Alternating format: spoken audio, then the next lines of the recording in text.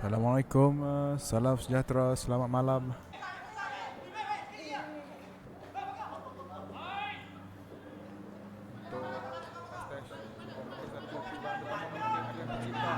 Rembatan terus ke dakapan penjaga gol.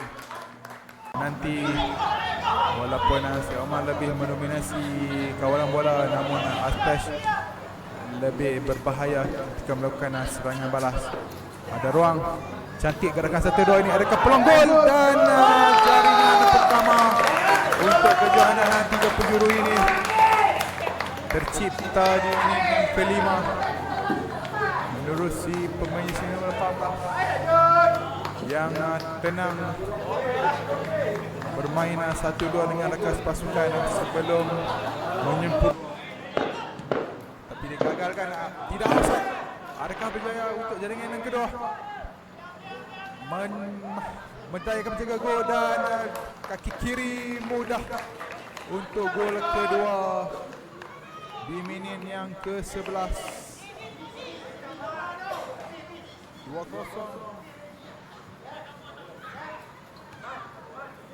untuk keputusan 0-2 itu kekal sehingga whistle penamat.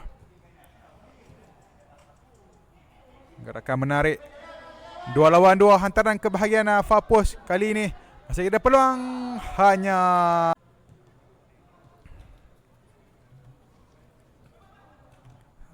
kesilapan. Adakah ia akan dihukum oleh berjaring 2 gol? Percubaan berjaya dihalang penjaga gol.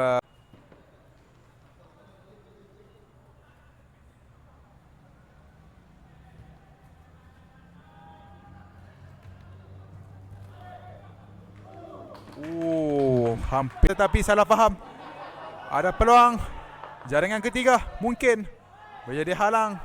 Masih lagi untuk Astesh ke bahagian far post. Percubaan terus berjaya diselamatkan.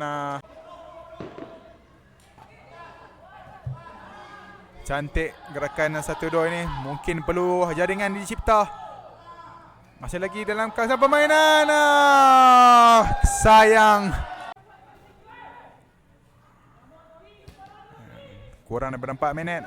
Si Omar masih lagi belum mengarah hantaran. Akhirnya kebangkitan di saat akhir mungkin. 1-2.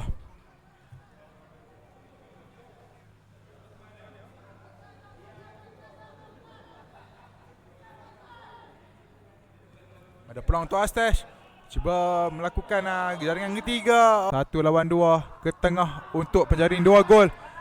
Jaringan mungkin ketiga.